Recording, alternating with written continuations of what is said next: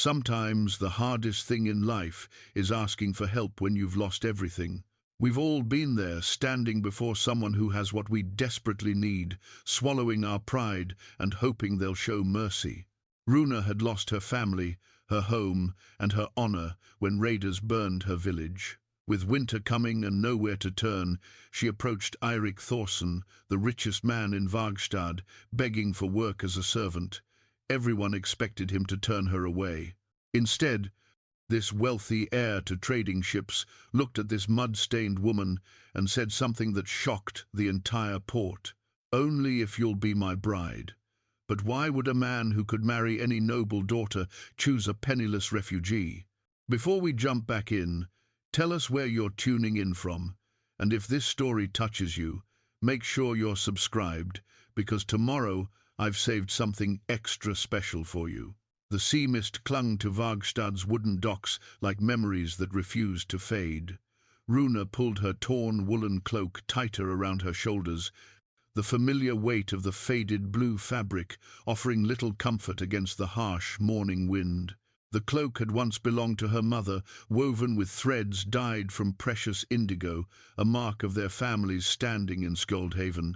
Now it bore the stains of ash and sorrow, its edges frayed from weeks of desperate travel.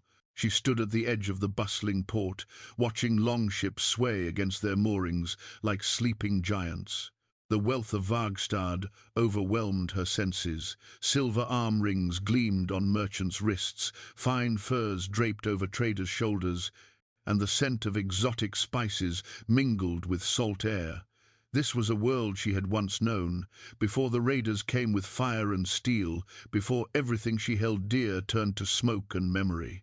The morning sun cast long shadows across the wooden planks as she made her way through the crowd. Fishermen hauled nets heavy with the morning's catch, while shipwrights hammered iron rivets into hull planks. The sounds of commerce filled the air, haggling voices, creaking ropes, the splash of oars cutting through dark water. Yet beneath it all, Runa felt the weight of curious stares. Her appearance marked her as an outsider, someone who didn't belong among Vargstad's prosperity. She had heard the stories about Jarl Thorsson and his son during her journey north. The Thorsson fleet commanded respect from Iceland to the Baltic shores. Their trading routes stretched across known seas and beyond, bringing amber from mysterious eastern lands and silver from the kingdoms of the Franks. Eirik Thorsson, they said, possessed his father's shrewd mind for commerce and something more, a quiet intensity that made seasoned warriors step aside when he passed. The great hall of the Thorssons rose before her like a mountain of timber and stone. Its carved pillars told stories of ancient victories, and ravens perched along its peaked roof as if keeping watch for their master. Runa paused at the threshold, her hand trembling as she touched the worn iron ring that served as a door handle. Behind these walls lived the man who could either save her from starvation or cast her back into the wilderness with nothing. She had rehearsed her words during the long walk from the docks. Simple words, humble words. She would ask for work in the kitchens, perhaps tending the hearth fires or scrubbing pots, anything that would keep her alive through the coming winter. Pride was a luxury she could no longer afford. The hall's interior took her breath away.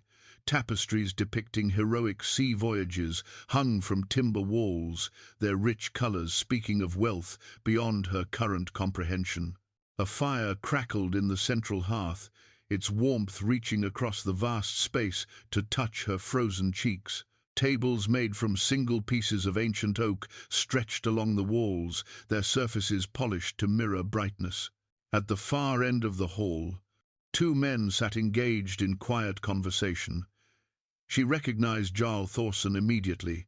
His silver beard and commanding presence matched every description she'd heard. But it was the younger man beside him who captured her attention completely. Eirik Thorsson possessed none of the swagger she expected from a merchant prince.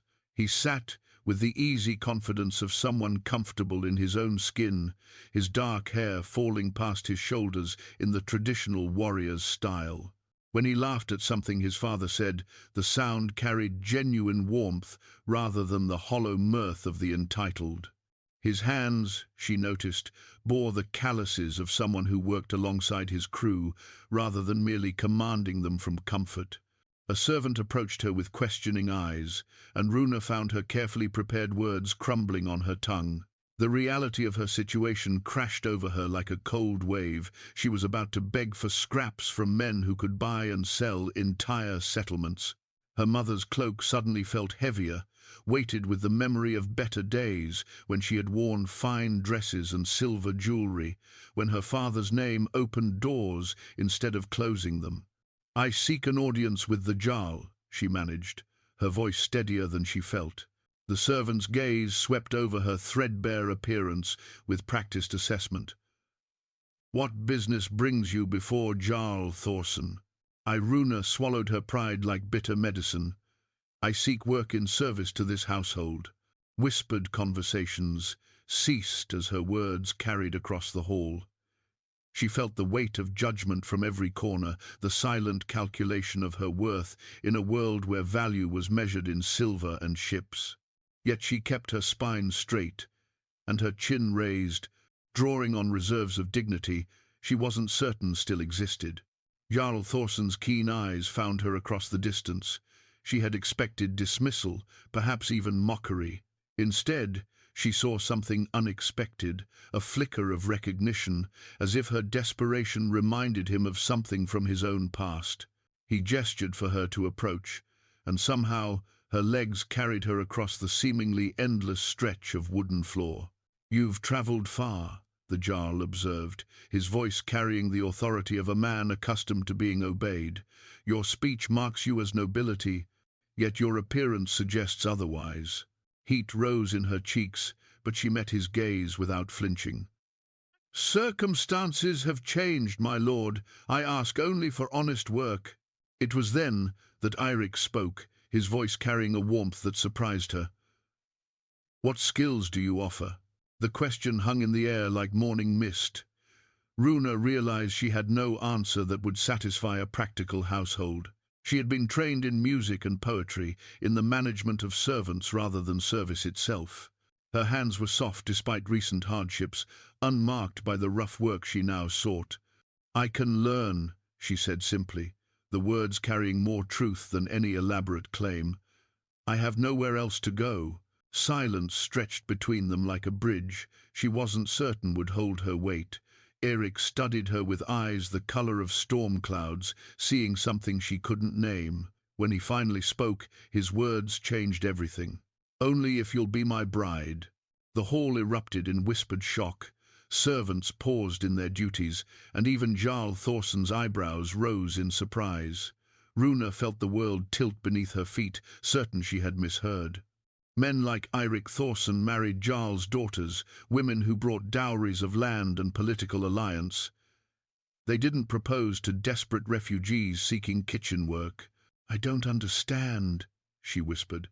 Eirik rose from his seat with fluid grace, crossing the space between them until he stood close enough that she could see gold flecks in his grey eyes.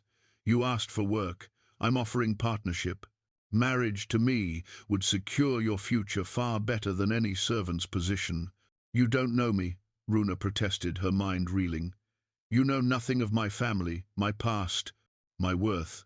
"I know you've survived losing everything," Eirik interrupted gently. "I know you swallowed your pride to ask for help rather than starve in silence. I know you carry yourself with dignity despite wearing rags. That tells me more about your character than any dowry or family connection ever could."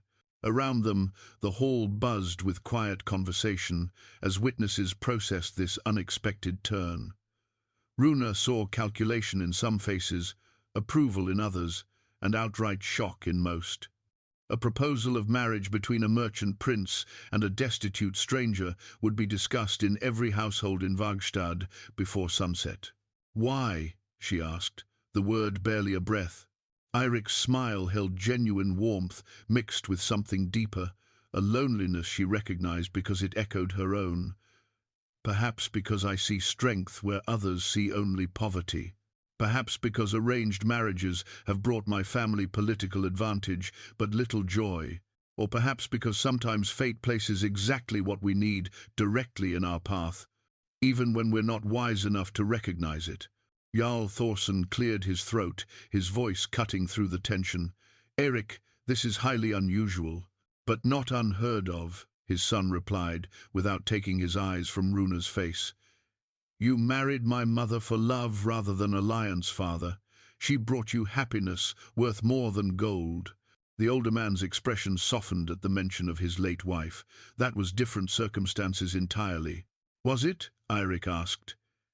"She was a jarl's daughter, yes, but from a poor holding that offered no political advantage. You chose her because she made you laugh, because she challenged your assumptions, because she saw the man beneath the reputation. I'm making the same choice, just more directly." Runa's mind spun with possibilities and fears. Marriage would solve her immediate survival, certainly, but at what cost? She knew nothing of this man beyond his reputation for fairness and his unexpected kindness. Yet, what alternatives did she have? Winter was approaching, and she had no family, no resources, no prospects beyond the charity of strangers. "I need time to consider," she said carefully. "Of course," Eirik agreed. "Take all the time you need. In the meantime, you're welcome as a guest in our hall. We can discuss the practical arrangements later, if you choose to accept." As servants bustled to prepare accommodations and the hall gradually returned to its normal rhythm, Runa remained frozen in place. Her torn cloak suddenly felt like a crown, not of her former nobility, but of the difficult choices that had brought her to this moment. Whatever decision she made would change her life forever, and she could only hope she possessed the wisdom to choose correctly. That evening, Runa sat alone in the guest chamber they had prepared for her, staring at an object that changed everything, a silver arm ring resting on the wooden table beside her bed. The intricate knotwork spoke of master craftsmanship, and the weight of it in her palm told her its value could feed a family for an entire season. Eirik had sent it with a simple message, a token of serious intent, regardless of your decision. The ring bore engravings. She recognized the intertwined ravens of Odin, symbols of wisdom and memory.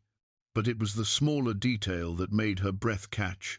Woven into the design were the oak leaves of her own family's crest. Someone had taken great care to learn about her heritage and honor it in this gift. The thoughtfulness behind such a gesture unsettled her more than any grand declaration could have.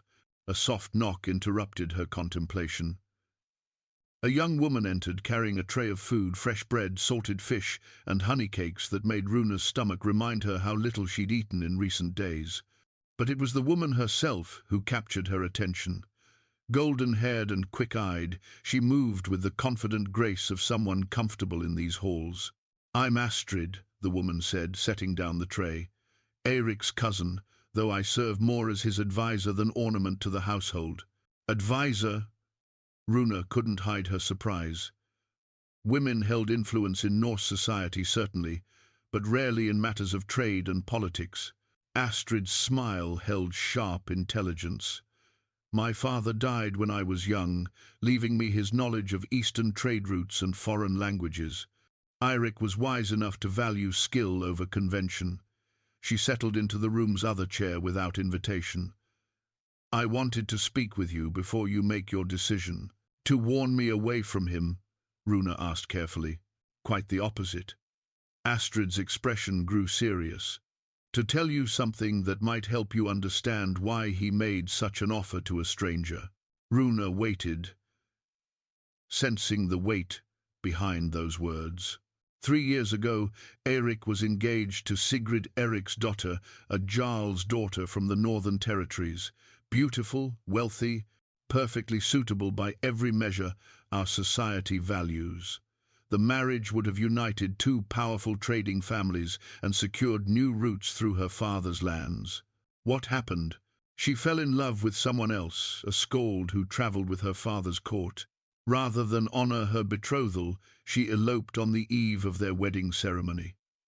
Astrid paused, letting the implications settle.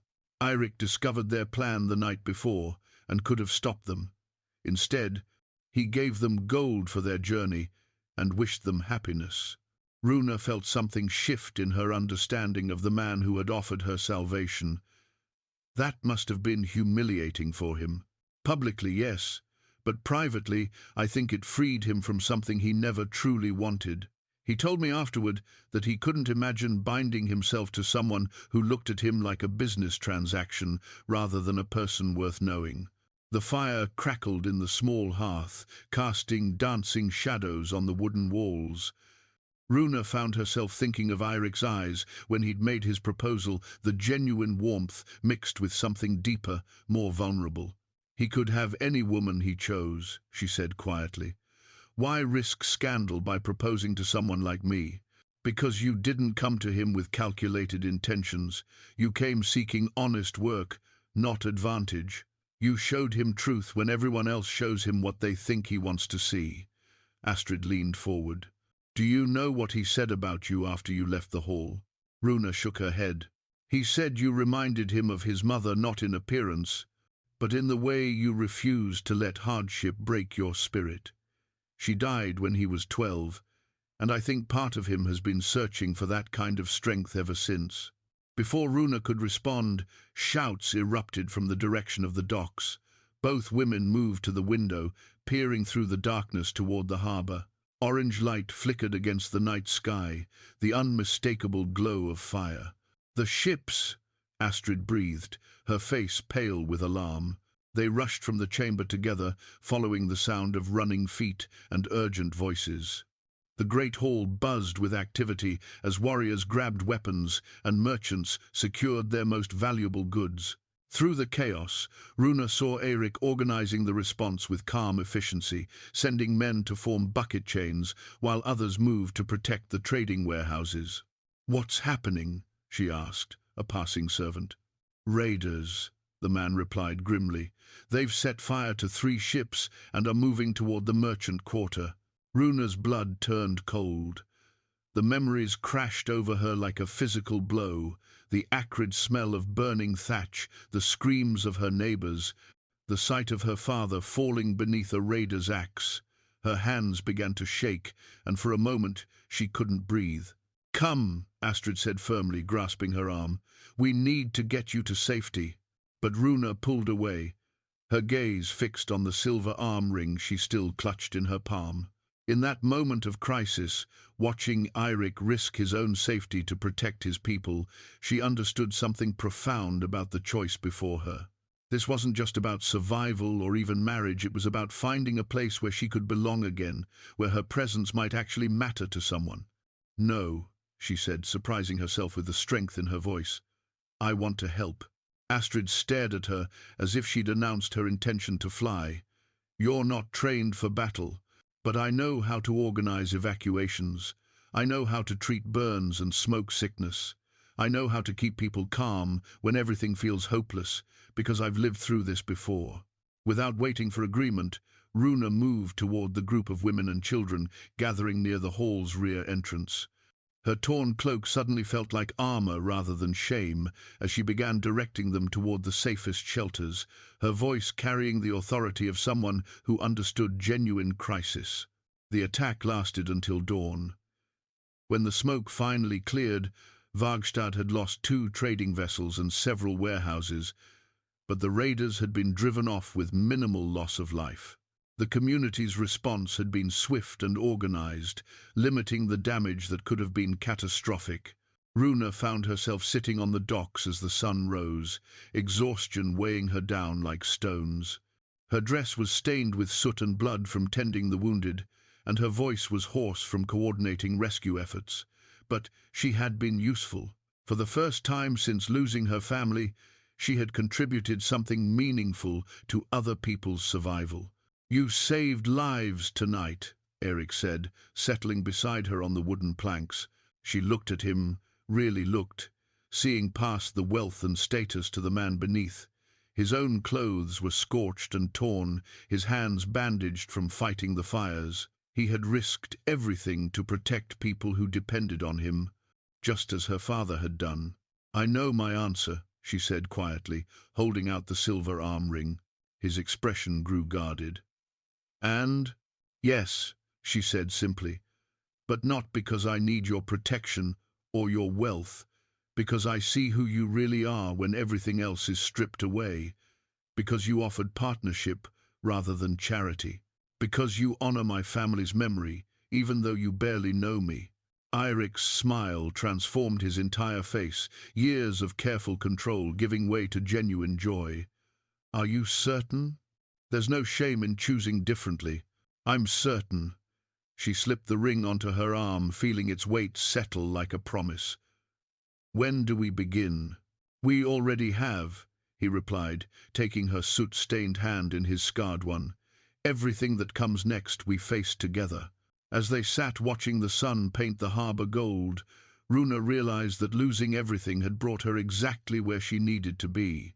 Sometimes the greatest transformations began with the willingness to let go of who you thought you were and embrace who you might become. The ancient marriage cup sat between them on the oak table, its carved surface telling stories of unions that had endured for generations.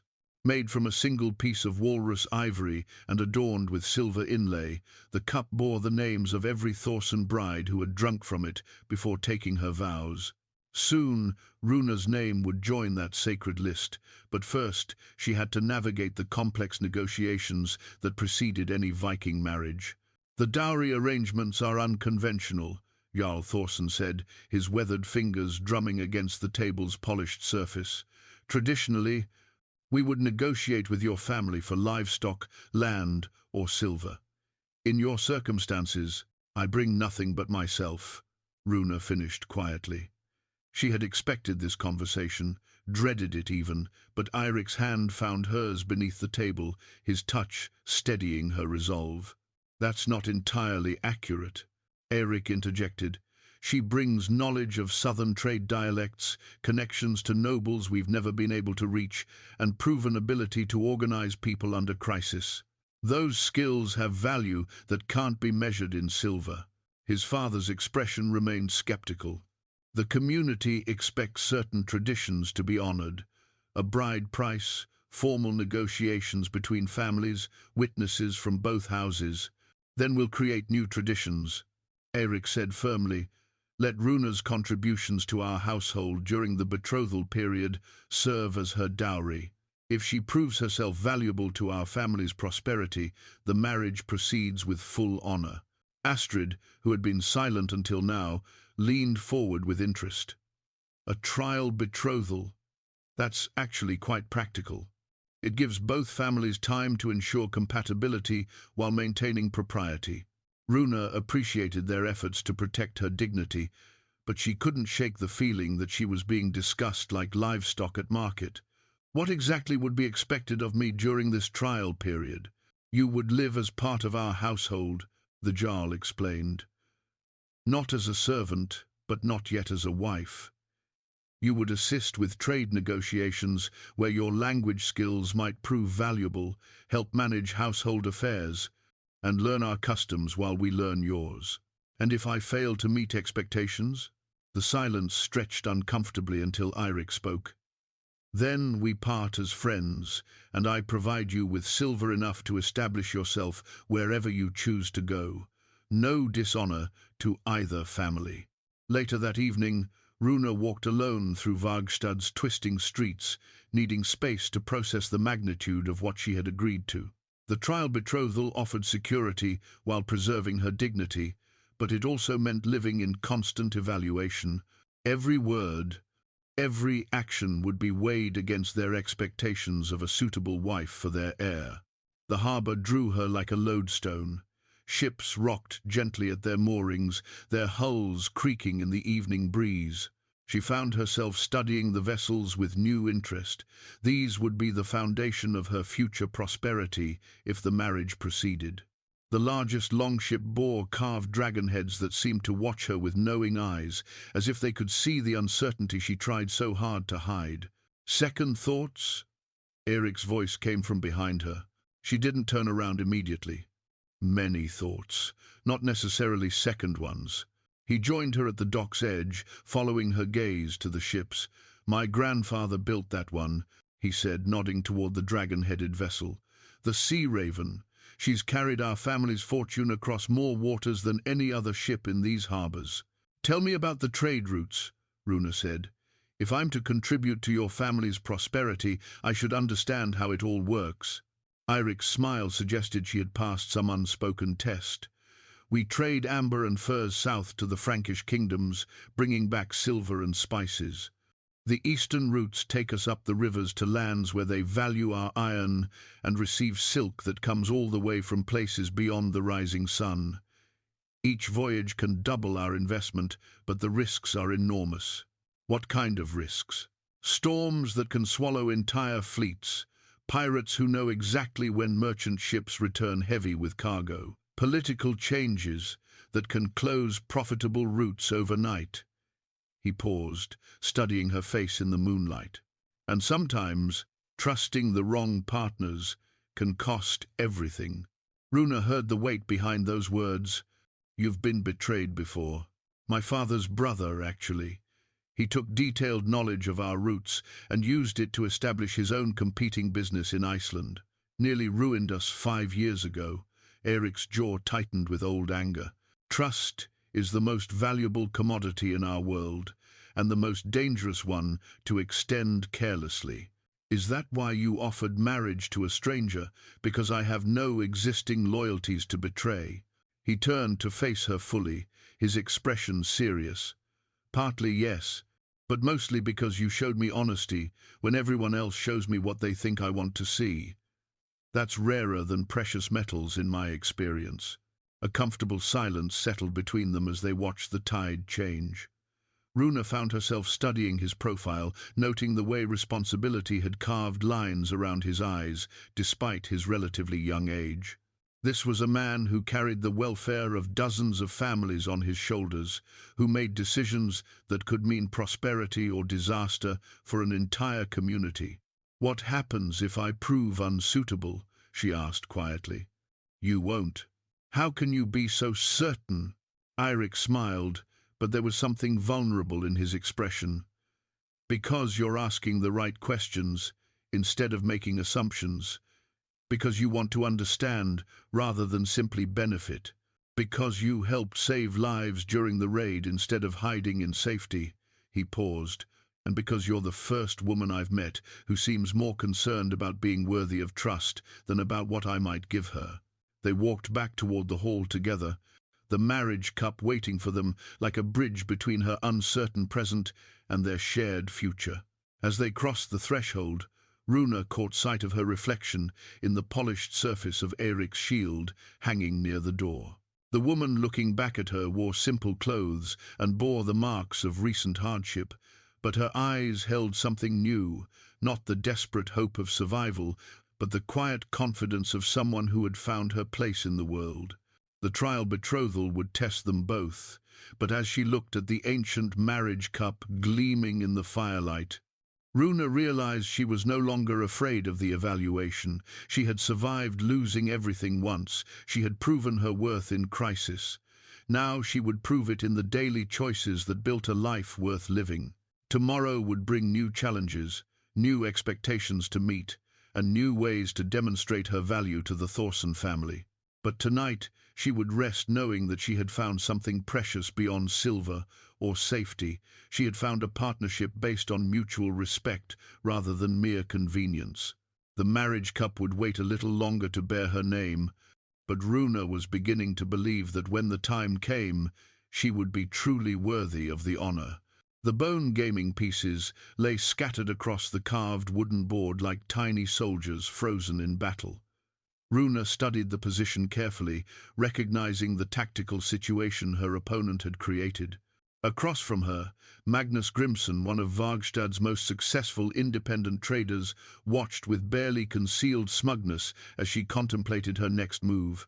Perhaps the lady would prefer a simpler game, Magnus suggested, his tone carrying just enough condescension to make several watching merchants chuckle. Hennefataful requires strategic thinking that comes more naturally to those raised in commerce. Runa ignored the insult, her fingers hovering over the bone pieces.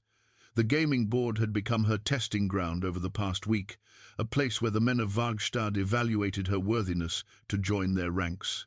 Each move she made was scrutinized not just for tactical skill, but for evidence of the intelligence Eirik claimed she possessed.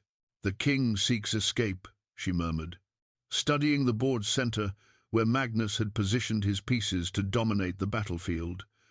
But sometimes the wisest strategy is to sacrifice pawns to create unexpected opportunities. She moved her piece, not where Magnus expected, but to a position that seemed to weaken her defense. Several onlookers muttered disapproval, and she saw doubt flicker in Eirik's eyes from where he stood watching near the hall's great hearth. Magnus pounced on what he perceived as her mistake, advancing his attackers with confidence. "Experience teaches patience, lady. Perhaps next time." He stopped mid-sentence as the implications of her seemingly poor move became clear. By sacrificing 2 pieces, she had opened a path for her king that he hadn't anticipated. 3 moves later, her victory was inevitable. "Well played," Magnus admitted grudgingly, though his expression suggested he tasted something sour. "Beginner's luck, perhaps." "Perhaps," Runa agreed mildly, though they both knew better. She had won through careful planning, not fortune, and everyone present understood the significance. The gaming pieces had served their purpose, proving she could think several moves ahead and outmaneuver experienced opponents. As the crowd dispersed, Astrid approached with approval shining in her eyes. "That was magnificent. Magnus has been telling anyone who would listen that Eirik was thinking with his heart rather than his head. You've just proven him wrong quite publicly." "One game doesn't prove anything lasting," Runa replied, though she felt a quiet satisfaction at the victory. "No, but it opens doors to opportunities that matter more," Astrid said mysteriously. "Come, there's something I want to show you." They walked through the market square, past stalls selling everything from amber jewelry to preserved fish. The merchants nodded respectfully to Astrid, and Runa noticed how their eyes lingered on her with new calculation. Word of her gaming victory was already spreading, adding weight to her reputation. At the harbour's edge, they stopped before a modest building that hummed with activity.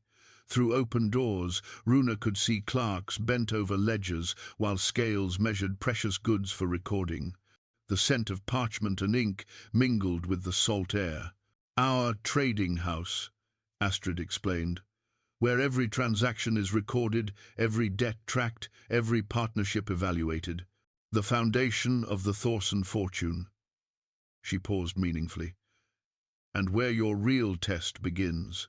Inside, an elderly man with ink-stained fingers looked up from his calculations. His sharp eyes assessed Runa with the same precision he used to evaluate cargo manifests. "Bjorn, this is Runa," Astrid said. "She'll be working with us to expand our southern trade connections." Bjorn's grunt was non-committal. "Can she read?" "4 languages," Runa replied evenly, including the Frankish dialects used in most southern contracts. For the first time, genuine interest flickered in the old clerk's eyes. "Show me." He produced a scroll covered in dense script, its words forming the complex legal language of international trade agreements. Runa studied it carefully, noting the subtle variations in terminology that could mean the difference between profit and disaster. "This contract appears favorable on the surface," she said slowly, "but the delivery terms are deliberately vague. The buyer could delay payment indefinitely by claiming the goods don't meet undefined quality standards. Also, the exchange rates are locked to silver values from 6 months ago, before the recent fluctuations that have increased silver's worth significantly." Bjorn's eyebrows rose. "And your recommendation? Renegotiate the quality standards with specific, measurable criteria. Update the exchange rates to current values or tie them to market rates at time of delivery. And add penalty clauses for delayed payment that escalate over time." The silence stretched until Bjorn's weathered face cracked into an approving smile. "She'll do," he told Astrid, "better than most of the fools who call themselves merchants." Over the following days, Runa immersed herself in the intricate world of Viking commerce. The gaming pieces had opened doors, but here, among the ledgers and contracts, she found her true calling. Her ability to spot subtle deceptions in trade agreements saved the family significant losses, while her knowledge of southern customs helped them navigate cultural differences that had previously cost them opportunities. Yet not everyone welcomed her contributions. During a meeting with potential partners from Denmark, one of the visiting merchants made his disapproval clear. "It's unusual to include women in serious business discussions," he said pointedly. "Perhaps the lady would be more comfortable with domestic concerns." The room fell silent, all eyes turning to Eirik to see how he would respond to this challenge to his household's practices. Runa held her breath, knowing that his reaction would define their partnership's future. "Perhaps," Eirik replied calmly, "but then we would lose the advantage of her expertise in southern markets.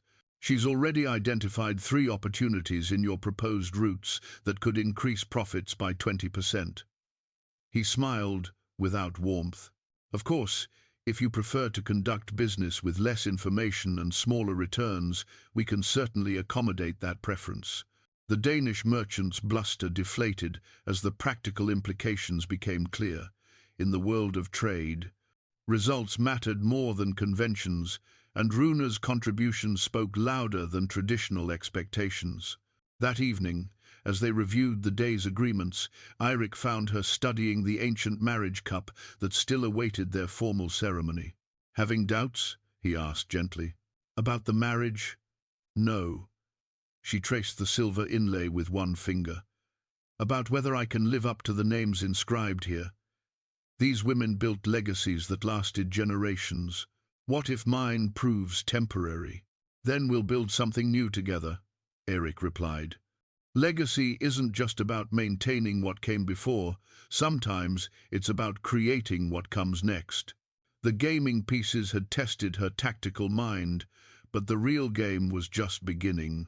Each day brought new challenges to prove her worth, not just as Eirik's bride, but as a partner capable of contributing to the Thorsson legacy in ways that mattered. The rune stone stood in the family's private courtyard like a sentinel guarding secrets. Its weathered surface bore carvings that told the story of Eirik's lineage warriors who had sailed beyond the known world, traders who had established routes that still generated wealth, and the women who had stood beside them through triumph and disaster. Now, as autumn painted the landscape in shades of gold and scarlet, Runa found herself studying those ancient symbols while grappling with a truth that threatened everything she had built. "You've been avoiding me," Eirik observed, joining her beside the stone. She couldn't deny it. For 3 days, she had found excuses to be elsewhere when he sought her company reviewing contracts with Bjorn, consulting with Astrid about household matters, anything that prevented the private conversations she once treasured. The weight of her discovery pressed against her chest like a physical burden. "I've been thinking about the past," she said carefully, "about the raid that destroyed my village. That must be painful to revisit." His voice carried genuine concern. "Has something triggered those memories?" Runa's fingers traced the rune for truth, a symbol her grandfather had taught her to recognize in the stories carved in stone. How ironic that she now struggled to speak truthfully to the man who had offered her salvation. "I received word from a traveling merchant," she said slowly, "someone who witnessed the aftermath of Skjoldhaven's destruction." Eirik waited patiently, but she saw wariness creep into his expression. He had learned to read her moods over their weeks together, and her current distress was unmistakable. "The raiders who burned my home," she continued, each word feeling like a blade. "They weren't random brigands seeking easy plunder. They were hired, paid to eliminate my father's shipping operation because it was cutting into someone else's profits." The silence stretched between them like a chasm. Eric's face had gone pale, and she saw the moment understanding dawned in his eyes. "Runa, your uncle," she whispered. "Einar Thorsson hired those raiders to destroy my family's business. My father, my mother, my brother, They died so that Einar could monopolize the southern amber roots. The words hung in the air like accusations carved in stone. Eirik stepped back as if she had struck him, his expression cycling through denial, horror, and finally, a terrible comprehension. "I didn't know," he said hoarsely. "I swear by Thor's hammer, I knew nothing of this." "But you suspected he was capable of such things," Runa pressed. "You told me he betrayed your family's trust, nearly ruined your father's business. This isn't so different, is it? Just more thorough." Eirik's hands clenched into fists at his sides. "It's completely different. Business betrayal is one thing, murder is another entirely. If what you're saying is true, it's true." Runa pulled a small scroll from her belt, its parchment crackling as she unrolled it. "The merchant who told me was one of Einar's intermediaries. He kept records of the payment, descriptions of the men hired, even details of the information Einar provided about Skjoldhaven's defenses." Eirik read the document with growing horror, his face aging years in the span of minutes. When he finally looked up, his eyes held a devastation that matched her own. "What do you want me to do?" he asked quietly. The question struck her like lightning. She had expected denials, perhaps accusations that she was lying or mistaken. She hadn't prepared for immediate acceptance and the offer of action. "I don't know," she admitted. "Part of me wants justice, wants Einar to face consequences for what he did, but another part knows that pursuing this could destroy everything we've built together." "And which part is stronger?" Runa studied the runestone's ancient carvings, seeking wisdom in symbols carved by hands long since returned to dust. "The part that understands you're not responsible for your uncle's sins," she said finally, "but also the part that wonders if I can truly build a future with your family while my family's killer walks free." Eirik moved closer, his presence both comforting and complicated. "Einar lives in Iceland now, beyond reach of our laws, but that doesn't mean he's beyond the reach of justice." "What are you suggesting?" "A formal accusation before the thing. Even if we can't prosecute him directly, we can ensure his crimes are known. We can strip him of any honor he might claim among our people." The proposal carried risks that made Runa's stomach clench with anxiety. Challenging a member of the Thorsson family publicly would invite scrutiny of her own motives, her marriage, everything they had worked to establish.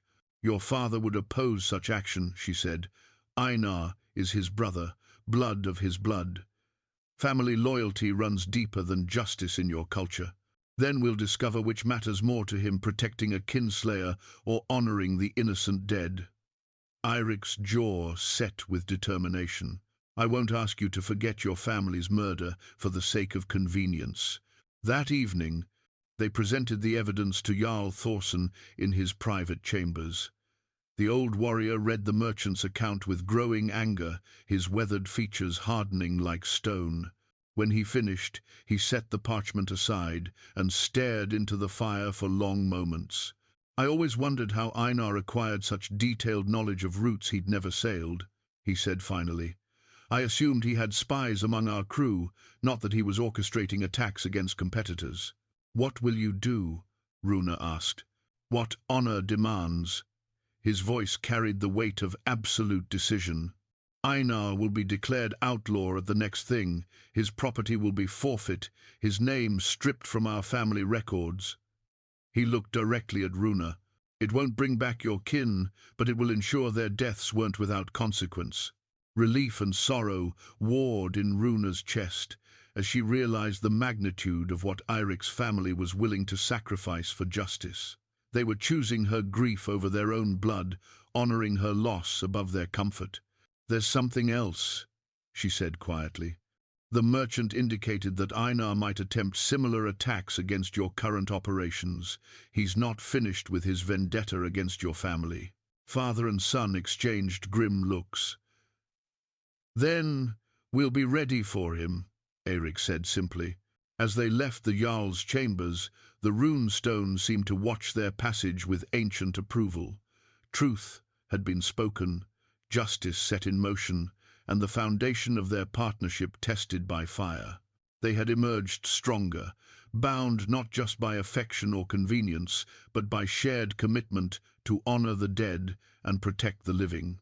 The stone's carvings would soon include their own story, a tale of love built on truth rather than comfortable lies, of justice chosen over easy peace. The iron hammer lay heavy in Runa's hands, its weight speaking of the blacksmith's craft and the solemn purpose it would soon serve.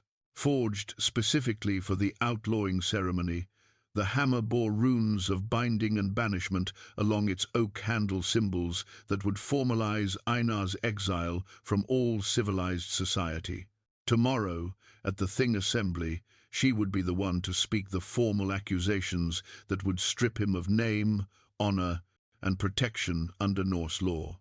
"You don't have to do this personally," Eirik said, watching her turn the hammer over in her palms. They sat in the quiet of his private chamber, where firelight played across the walls like dancing spirits. "I could present the evidence myself, or my father could speak for justice." "No," Runa's voice carried quiet steel. "My family deserves to hear their daughter's voice demanding justice. If I'm to carry their memory forward, I must do it with my own words." The past weeks had transformed her from desperate refugee to a woman of standing in Vargstad, but tomorrow would test whether that transformation could survive public scrutiny. At the Thing, representatives from dozens of settlements would gather to hear disputes, witness oaths, and make judgments that affected entire communities. Her accusation against Einar would expose her story and their unconventional marriage to examination by people who valued tradition above all else. "There will be questions about us," Eirik warned gently. "Some will suggest your accusations are motivated by ambition rather than justice, that you're using your tragic past to gain sympathy and secure your position in my family." Runa had anticipated such challenges. "Let them question. The evidence speaks for itself, regardless of my motivations." A knock interrupted their conversation. Astrid entered, her expression grave. "We have a problem. A ship arrived an hour ago carrying representatives from Iceland, including men loyal to Einar." The news hit like cold water. They had hoped to present their case without opposition, to let the evidence stand without counter-arguments from Einar's allies. His presence, even by proxy, would complicate everything. "What do they want?" Eirik asked. "To defend Einar's honor," they claim. "But I suspect they're here to discredit Runa before she can speak." Astrid's jaw tightened. "They've been spreading whispers about foreign women who manipulate honest Norse men with sob stories and false accusations." Runa felt familiar anger rise in her chest, the same fire that had sustained her through the destruction of her home and the long journey to Vargstad. "Then they'll learn that this foreign woman has teeth." That night, she lay sleepless beside the iron hammer, reviewing every detail of tomorrow's presentation. The merchant's testimony, the payment records, the descriptions of hired killers, everything pointed to Einar's guilt, but she knew that facts alone wouldn't be enough. She would need to speak with the authority of someone who had earned her place through merit rather than sympathy. Dawn brought the sound of gathering crowds as representatives streamed into the great circle where the Thing convened. Runa dressed carefully in her finest gown, not the torn cloak of her arrival, but rich blue wool embroidered with silver thread that marked her as a woman of substance. The silver arm ring Eirik had given her gleamed on her wrist, its intricate knotwork catching the morning light. The Thing circle buzzed with conversation as jarls, merchants and ship captains took their places according to rank and influence. At the assembly's heart stood the law speaker, an elderly man whose memory held the legal traditions passed down through generations. His voice would guide the proceedings, ensuring that justice followed proper forms. "Before we hear accusations of serious crimes," the law speaker announced, "the assembly must determine whether the accuser has standing to bring such charges." This was the moment Runa had dreaded. In Norse law, accusations typically came from male relatives seeking blood compensation for wrongs done to their kin. As a woman without surviving male family members, her right to speak was questionable. One of Einar's supporters rose immediately. Thorvald of Westfjords questions whether a foreign woman without family ties can bring accusations against a man of established standing. Perhaps she should speak through her betrothed, as custom demands. Murmurs rippled through the assembly. Several jarls nodded approval of the challenge, their faces showing the conservative sentiment Runa had feared. But before Eirik could respond, Jarl Thorsson himself stood. "I recognize Runa Eriksdottir as daughter of my household," he declared, his voice carrying across the circle with absolute authority. "As such, she speaks with the protection and standing of my name. Let any who question her right answer to me." The formal adoption was unexpected, a gift that legitimized her position beyond challenge. Tears pricked Runa's eyes as she understood the magnitude of what Eirik's father had just sacrificed. He had made her accusations a matter of family honor, binding his reputation to her words. With standing established, she approached the speaking ground with steady steps. The iron hammer felt lighter now, its weight balanced by the support of people who believed in justice over convenience. "I speak for the dead of Skjoldhaven," she began, her voice carrying clearly across the circle. "For Jarl Eirik the seafarer, my father, whose ships brought prosperity to our settlement. For Lady Ingrid the wise, my mother, whose counsel guided our people through difficult seasons. For Olaf Brightblade, my brother, whose sword defended our shores." She named them all, every soul lost in the raid that destroyed her world. As she spoke, the assembly grew quiet, drawn into her grief and fury. She presented the evidence methodically, reading from the merchant's confession, describing the payments and the detailed intelligence only an insider could have provided. When she finished, silence settled over the thing like fresh snowfall. Even Einar's supporters seemed sobered by the weight of evidence and the dignity with which she had presented it. The law speaker's voice broke the quiet. "The accusations are formally heard. Evidence will be weighed, witnesses questioned, and judgment rendered before sunset." As she left the speaking ground, Eirik met her with pride shining in his eyes. "Your family would be proud," he said quietly. The iron hammer had served its purpose, carrying her voice to the assembly with authority and truth. Now they could only wait for justice to take its course, knowing they had honored the dead while protecting the living. Whatever the thing decided, she had proven herself worthy of the name Thorsson, not through blood or birth, but through courage to speak truth when silence would have been easier. The wooden chest had been hidden beneath the floorboards of Einar's old chamber for 3 years, its existence known only to Astrid, who discovered it while preparing the room for a new occupant. Now, as she pried open its iron lock with trembling hands, the musty scent of old parchment filled the air. Inside lay documents that would shatter everything Runa thought she knew about her family's destruction. "I should have searched more thoroughly when Einar fled," Astrid murmured, her voice tight with dread. "But I was focused on securing the ledgers and trade agreements. I never thought to look for personal correspondence." The Thing assembly had recessed for the evening meal, giving them precious time to examine whatever secrets Einar had left behind. Eirik stood watch at the door, while Runa and Astrid sorted through the chest's contents by flickering candlelight. The first few documents seemed innocuous: old contracts, shipping manifests, records of routine business transactions.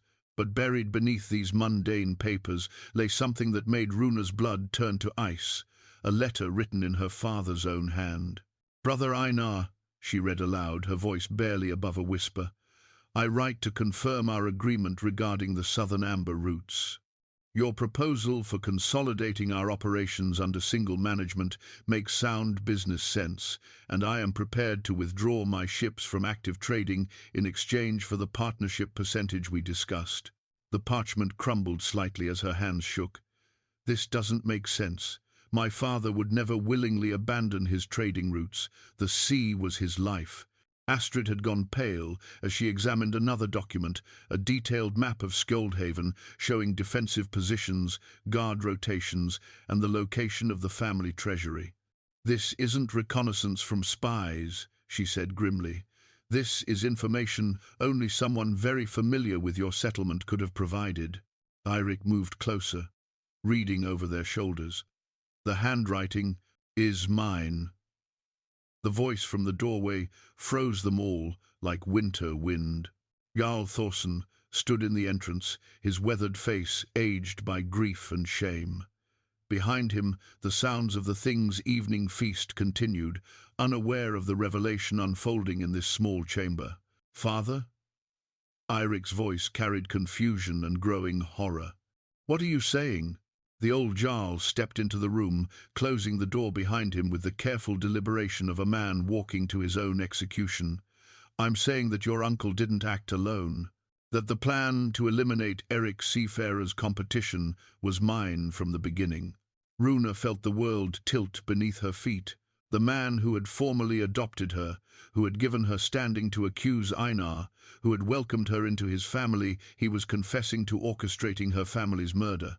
"No," she breathed, the word torn from her like physical pain. "You couldn't have. You've shown me such kindness." "Guilt," Thorsson said simply. 3 years of guilt eating at my soul like acid. When you arrived at our door, desperate and alone, I saw Eirik's daughter and knew the gods had sent you to torment me for my sins." The chamber fell silent, except for the crackling of candles and the distant sound of revelry. Eirik stared at his father, as if seeing a stranger wearing a familiar face. "Tell me everything," he said, his voice deadly quiet. Thorsson moved to the window, gazing out at the harbour where his ships lay at anchor. "Your uncle discovered that Eirik was planning to establish a permanent trading post in the southern kingdoms, something that would have given him dominance over routes we'd controlled for generations. The competition would have destroyed us gradually, but inevitably. So you decided to destroy him first," Runa said, her words flat with shock. "I decided to make him a reasonable offer to withdraw from competition in exchange for a partnership share. When he refused," Thorsson's shoulders sagged, "I let my anger override my judgment. I told Einar to do whatever was necessary to protect our family's interests." "But the letter," Astrid protested, holding up the parchment Runa had read. "Eirik agreed to your proposal." "That letter arrived 3 days after the raid." Thorsson's voice carried the weight of unbearable regret. "Eirik had reconsidered, agreed to peaceful resolution. But by then, the killers were already sailing towards Skjoldhaven, and I had no way to recall them. The magnitude of the tragedy settled over them like a physical presence. Eirik Seafarer had been willing to negotiate, to find a solution that preserved both families' prosperity. Instead, he had died defending his home from an attack that no longer served any purpose. "You let me accuse Einar," Runa said, her voice rising with fury and betrayal. "You sat there and watched me demand justice for crimes you ordered. You adopted me into your family, while knowing you were the one who destroyed mine. Because I hoped," Thorsson's voice broke, "I hoped that maybe, by giving you the life my actions had stolen, I could find some measure of redemption. When Eirik proposed marriage, it seemed like the gods offering me a chance to make amends." "Amends?" Runa stood, her entire body trembling with rage. "You think marriage to your son erases murder? You think adopting me undoes the deaths of my family?" Eirik stepped between them, his face a mask of conflicted anguish. "Runa, wait. Wait for what?" she demanded, rounding on him. "For more lies? For more revelations about how your family has manipulated me? Did you know? Did you suspect?" "I swear by Thor's hammer, I knew nothing," Eirik said desperately. "Everything I've told you, everything we've built together, it was all honest. I'm as shocked as you are." She wanted to believe him, could see the genuine horror in his eyes, but trust felt impossible in the wreckage of everything she thought she knew. The silver arm ring on her wrist, symbol of his respect for her heritage, now felt like a mockery, a payment for crimes his family had committed. "The Thing assembly," she said suddenly, grasping for something solid in the chaos of her emotions. "They're waiting for judgment on Einar's crimes." "Crimes he committed on my orders," Thorsson said heavily. "I'll confess publicly tomorrow. Einar will be freed of accusations while I face the consequences of my decisions." "And then what?" Runa's laugh held no humor. "You face outlawing while I'm left as the widow of a marriage that was built on the blood of my family. You think public confession cleans the slate?" The wooden chest sat open between them like a wound, its contents having destroyed 3 years of carefully constructed peace. The marriage cup that had waited so patiently for their ceremony now seemed like a cruel joke. How could she drink from a vessel blessed by the gods when it would unite her with her family's killers? "I need time," she said finally, her voice hollow with exhaustion. "I need to think about what this means, what I can live with, what justice really looks like when the guilty party is someone who saved your life." She walked toward the door, then paused without turning around. "Tomorrow at the thing, I'll speak again. But this time, I'll tell the whole truth about Einar, about you, about the web of lies and good intentions that brought us to this moment." As she left the chamber, the wooden chest remained open behind her, its secrets finally exposed to light. The truth had set them all free, but freedom, she was learning, could be its own form of prison. Outside, the night air carried the scent of salt and uncertainty, while inside her chest, her heart wrestled with questions that had no easy answers. The golden torque lay on the stone altar like a serpent coiled in eternal vigilance, its surface reflecting the dawn light that streamed through the temple's smoke hole. Forged by the gods themselves, according to legend, the sacred neck ring served as the holiest oath-binding artifact in all the northern lands. Tomorrow, at the thing's final session, whoever swore upon the torque would bind their words to divine truth. Any falsehood spoken while touching the sacred gold would bring the gods immediate vengeance. Runa knelt before the altar in the pre-dawn darkness, her breath forming clouds in the cold air. She had come here seeking clarity, hoping that proximity to divine power might help her navigate the impossible choice before her. The truth she planned to speak would destroy the Thorsson family, scatter their allies, and likely leave her alone again in a hostile world. Yet, staying silent felt like betraying everything her murdered kin had stood for. "I thought I might find you here." Eirik's voice came softly from behind her. She didn't turn around. "Have you come to ask me to spare your father?" "I've come to tell you that whatever you decide, I'll stand with you." He moved to kneel beside her before the altar. "Even if that means watching my family's destruction." The golden torque seemed to pulse with inner fire as she studied its intricate workings. 3 intertwined bands represented the past, present, and future, all bound together in an endless cycle of consequence and choice. "He saved my life," she said quietly. "Took me in when I had nothing, gave me status and protection, adopted me as his daughter. How do I repay that kindness by destroying him?" "And he ordered your family's murder," Eirik replied with equal softness. "Sent killers to burn everything you loved. How do you honor your dead by protecting their murderer?" The impossibility of her situation pressed down like a physical weight. Justice demanded Thorsson's punishment, but gratitude argued for mercy. Love complicated everything further. She had come to care for the old Jarl as a father, even as she now knew him as her family's killer. "There's another consideration," she said, finally turning to face Eirik. "If I expose your father publicly, what happens to your mother's memory? To your family's honor? To the dozens of people whose livelihoods depend on Thorsson prosperity?" Eirik's face showed the strain of the past, sleepless night. "My mother would have wanted justice above reputation. As for the others—" He paused, struggling with words. "Perhaps some prices are worth paying to do what's right." They sat in contemplative silence as the temple gradually lightened with approaching dawn. Other supplicants would arrive soon to make their own offerings and prayers before the thing's final session, but for now, They shared the sacred space with only the gods and their burdens. Astrid believes there might be a third option, Eirik said eventually. What kind of option? Public confession from my father, but structured to minimize the damage to innocent people. He could frame it as a business dispute that escalated beyond his intentions, express genuine remorse, and offer substantial compensation to you and any other affected families. Runa considered this carefully, essentially allowing him to control the narrative while admitting guilt. It might satisfy honor without completely destroying your family's standing. It would also require your cooperation. Your voice carries weight with the assembly now. If you speak in support of such a resolution, others might accept it as adequate justice. The golden talk gleamed as a shaft of sunlight struck its surface directly. In that moment, Runa felt as though the gods themselves were weighing her soul, testing whether she would choose wisdom or vengeance. And what would such cooperation cost me personally? Eirik met her gaze steadily. It would mean staying, becoming part of a family you know to be flawed.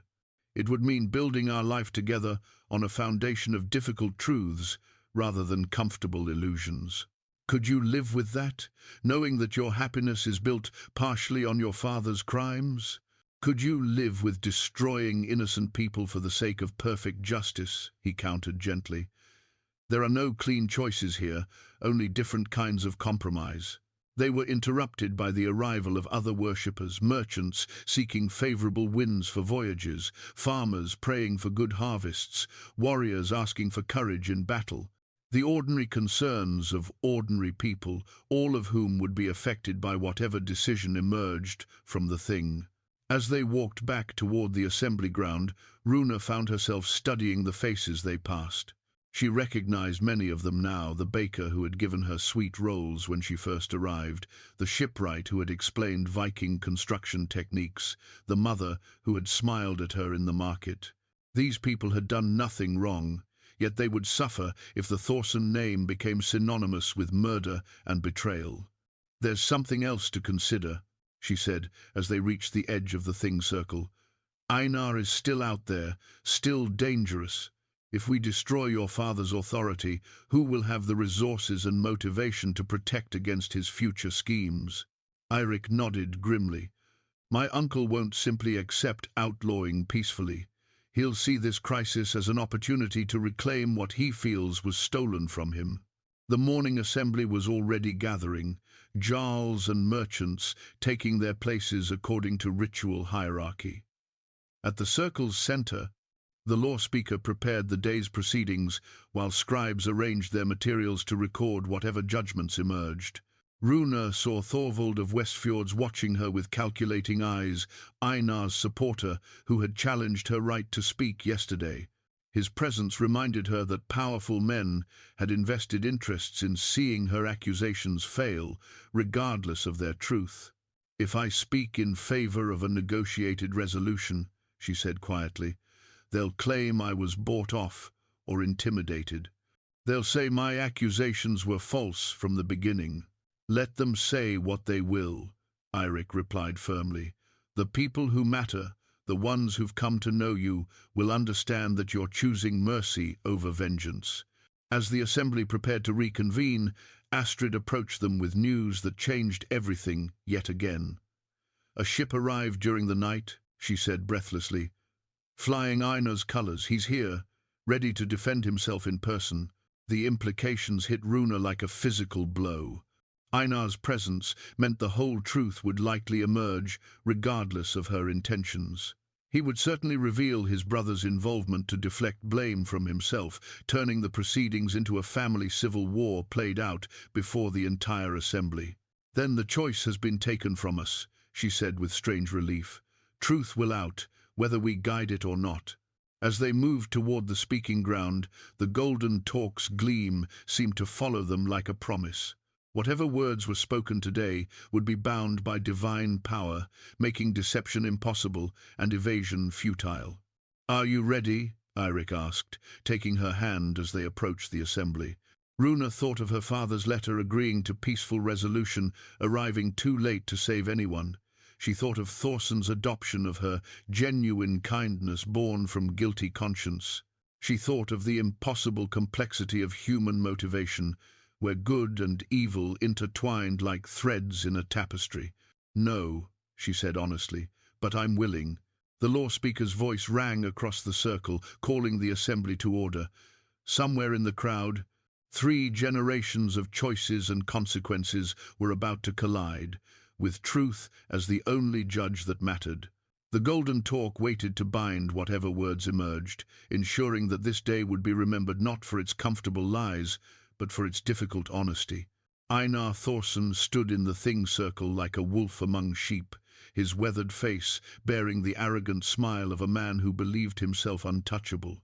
3 years of exile in Iceland had hardened him, carved new lines around his eyes and added silver to his beard, but his presence still commanded attention. The golden talk gleamed on the altar beside him as he prepared to speak his defense. "Honored law speaker, respected Jarls," he began, his voice carrying clearly across the assembly.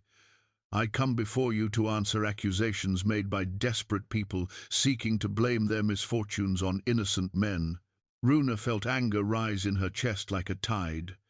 The casual dismissal of her family's murder as mere misfortune struck her like a physical blow, but she forced herself to remain still. Her moment would come. The woman who calls herself Runa, Eirik's daughter, speaks of raids and murders, of hired killers and calculated destruction. But where is her proof? Where are the witnesses to these supposed crimes? Einar's smile widened as he surveyed the assembly. She offers only the word of merchants who deal in rumors and the testimony of those who would profit from my downfall. Several Jarls nodded at his words, their expressions suggesting sympathy for his position. Runa realized with growing alarm that he was more skilled at manipulation than she had anticipated, turning her accusations into questions about evidence and motivation. "Furthermore," Einar continued, warming to his theme, "this foreign woman arrives destitute and desperate, seeking advancement through marriage to my nephew. When offered charity, she repays it with false accusations designed to eliminate any opposition to her newfound status. Are we to reward such calculated betrayal with credence?" The assembly murmured with uncertain voices. Runa saw doubt creeping across faces that had shown her support yesterday, the seeds of Einar's suggestions taking root in minds predisposed to suspect outsiders. But then Jarl Thorsson stood, his weathered frame commanding instant attention. The golden talk caught the light as he moved toward the speaking ground, its sacred surface reflecting the sun like captured lightning. "My brother speaks eloquently," Thorsson said, his voice cutting through the assembly's whispers. "But eloquence cannot change truth, and truth demands its voice." Einar's confidence faltered slightly at his brother's unexpected intervention. "Gunnar, surely you don't give credence to these wild accusations." "I give credence to fact." Thorsson reached the altar and placed his hand upon the golden talk, the gesture sending ripples of shock through the assembly. No man touched the sacred artifact lightly, for to lie while holding it meant facing the gods' immediate wrath. "By Thor's hammer and Odin's wisdom," he continued, his voice steady despite the magnitude of what he was about to reveal, "I swear that every word I speak is truth, witnessed by divine power." The assembly fell silent, understanding that they were about to witness something unprecedented. Einar's face had gone pale, his earlier arrogance evaporating as he realized his brother was about to confess publicly. 3 years ago, I learned that Eirik Seafarer planned to establish permanent trading posts in the southern kingdoms. Such competition would have destroyed our family's prosperity, gradually but inevitably. In my pride and fear, I decided that Einar should take action to protect our interests. The words fell like hammer blows, each revelation striking the assembly with increasing force. Runa watched in amazement as Thorsson stripped away every comfortable lie, exposing the raw truth to divine judgment. "I told my brother to do whatever was necessary to eliminate the competition," I provided him with detailed intelligence about Skjoldhaven's defenses, payment for hired killers, and explicit authorization to use deadly force if Eirik refused reasonable negotiation. Einar stepped backward, as if his brother's words were physical blows. "Gunnar, what are you doing? You'll destroy us both." "I'm doing what I should have done 3 years ago," Thorsson replied, his hand still firm upon the golden torque. "Eirik Seafarer was my friend before he became my competitor. His family welcomed me into their hall, shared their food and fire with me during winter trading voyages. I repaid that friendship with betrayal and murder." The assembly erupted in shocked whispers as the implications became clear. This wasn't just a confession of crime, but a revelation of honor violated, of friendship destroyed by greed and fear. The letter offering peaceful resolution arrived 3 days after the raid, Thorsson continued, his voice breaking with emotion. Eirik had agreed to negotiate, to find terms that would preserve both our families' interests. But by then, the killers were already sailing towards Skjoldhaven, and I had no way to recall them. Runa felt tears streaming down her cheeks as she understood the full tragedy of her family's death. They had died not for greed or hatred, but for a misunderstanding that could have been resolved with words instead of swords. "I stand before you guilty of ordering murder, of violating sacred hospitality, of destroying innocence to preserve my own comfort," Thorsson declared. "Let the assembly judge me according to the law, and let the gods witness that I speak only truth." The golden torque pulsed with inner light as he finished speaking, its divine power confirming the honesty of his confession. The assembly sat in stunned silence as Thorsson released his hold on the golden torque, the sacred artifact having bound his confession to divine truth. Einar stood frozen like a man watching his own funeral, his earlier confidence shattered by his brother's public admission of guilt. But it was Runa who commanded attention now, rising from her place with quiet dignity to approach the speaking ground. "I claim the right of response," she said, her voice carrying clearly across the circle. The law speaker nodded gravely. "The assembly recognizes Runa Thorsson's right to speak for the murdered dead." She noticed how he used her adopted name rather than her birth name, a small but significant acknowledgement of her standing in this community. As she moved toward the altar, she felt the weight of every gaze upon her, the expectation of vengeance or mercy hanging in the air like morning mist. "Honored Jarls, respected members of this assembly," she began, placing her own hand upon the golden torque. The metal felt warm beneath her palm, as if it held the heat of divine attention. "I swear by all the gods that my words carry truth, and that my judgment comes from wisdom rather than hatred." Einar found his voice at last, desperation making it crack. "You can't possibly trust the word of a woman who has everything to gain by destroying my family." "Silence!" The law speaker's command cut through Einar's protest like a blade. "She holds the sacred torque. Let no man interrupt divine judgment." Runa felt power flowing through the ancient artifact, strengthening her voice and clarifying her thoughts. 3 days ago, I came before you seeking justice for my family's murder. I believed then that justice meant punishment, exile for the guilty, compensation for the wronged, blood price paid in silver and shame." She paused, allowing her words to settle over the assembly like stones thrown into still water. "But truth is more complex than accusation, and wisdom demands more than simple vengeance. Jarl Thorsson ordered my family's death, yes, but he also saved my life when I arrived desperate and alone. He adopted me as his daughter, gave me standing to speak before this assembly, and now confesses publicly, rather than allow his brother to bear sole blame for shared guilt." Murmurs rippled through the crowd as people processed this unexpected direction. Several Jarls leaned forward, clearly anticipating her demand for blood compensation or exile. "Einar Thorsson carried out those orders willingly," she continued, her gaze finding him in the crowd. "He hired killers, provided intelligence, and felt no remorse when innocent people died for his profit. Even now, he seeks to escape responsibility through lies and manipulation. Einar's face flushed with anger and fear, but he remained silent under the law speaker's stern gaze. "Therefore, I demand the following justice," Runa declared, her voice ringing with authority drawn from divine connection. "Let Einar Thorsson be declared outlaw, stripped of name and honor, banished from all civilized lands. Let his property be forfeit to compensate those he has wronged." The assembly murmured approval. This was the punishment they had expected, traditional and appropriate for his crimes. "But for Jarl Thorsson," she continued, "I ask for different justice. Let him live with the knowledge of what his fears cost innocent people. Let him spend his remaining years working to build rather than destroy, creating prosperity that honors the dead instead of profiting from their destruction." Shocked silence greeted this unexpected mercy. Several Jarls exchanged confused glances, clearly struggling to understand why she would spare the man who had ordered her family's murder. "Furthermore," Runa said, her hand still firm upon the golden torque, "I hereby declare the blood debt between our families settled.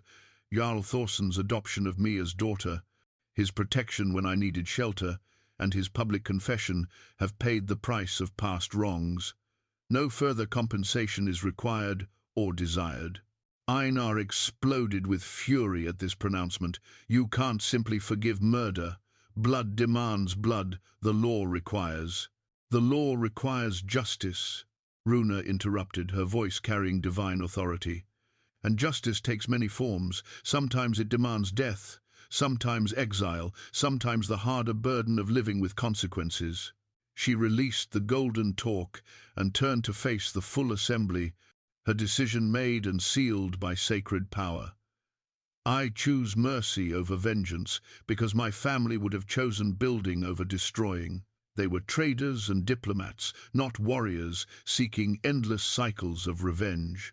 The law speaker stood, his aged voice carrying the weight of legal tradition.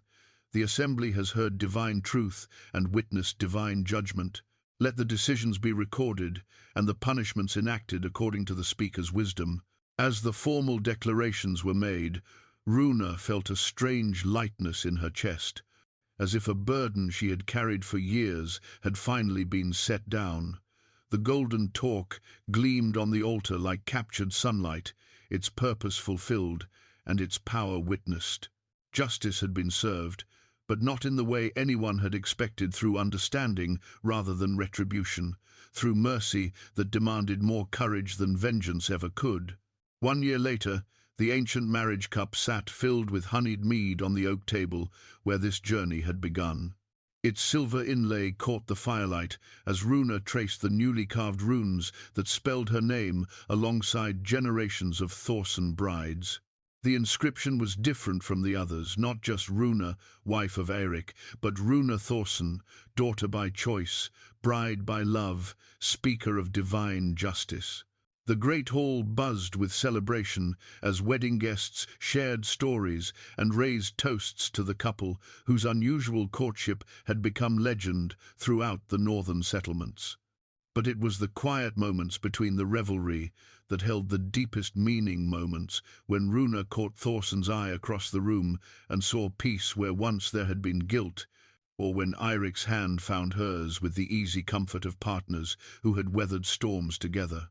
"The southern traders arrived this morning," Astrid said, settling beside her with a cup of her own. "They're eager to finalize the new routes we've negotiated. Your reputation for fair dealing has spread faster than favorable winds."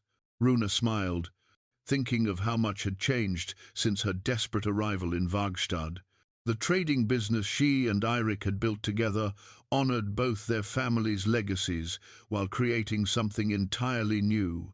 Partnerships based on trust rather than domination, prosperity shared rather than hoarded. "Any word from Iceland?" she asked quietly. Einar tried to establish himself in the Hebrides, but his reputation followed him. "Last report suggests he's working as a common sailor on other men's ships." Astrid's expression held no sympathy for the exiled man. "Justice finds its own path, eventually." Through the hall's open doors, Runa could see the harbour where new ships flew the Thorsson colours, alongside vessels from settlements that had once been competitors. The consolidation her father had feared had happened anyway, but through alliance rather than destruction, cooperation rather than conquest. "Are you ready?" Eirik asked, approaching with the ceremonial cup in his hands. The wedding ritual required them to drink from the ancient vessel together, symbolically joining not just their lives, but their lineages. As Runa accepted the cup, she thought of all the women whose names were carved into its surface, wives who had brought dowries of land and silver, daughters of jarls who had secured political alliances, brides chosen for their family's power rather than their own worth. "To building something worthy of remembrance," she said, lifting the cup in a toast that encompassed not just their marriage, but everything they had created together. The mead was sweet on her tongue, flavoured with honey from hives that had survived the winter's cold to produce abundance in spring. As she passed the cup to Eirik, their fingers touched in the familiar gesture of partnership that had replaced the desperate grasp of her arrival.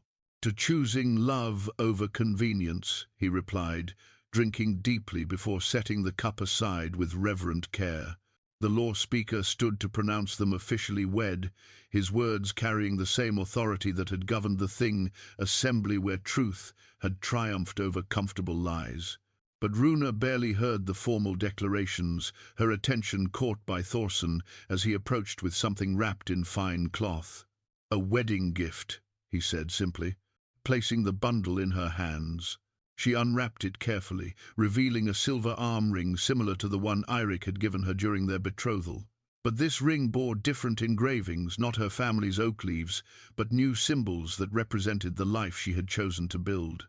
Intertwined ravens for wisdom and memory, crossed hammers for the work of creating prosperity, and beneath it all, the simple rune for home.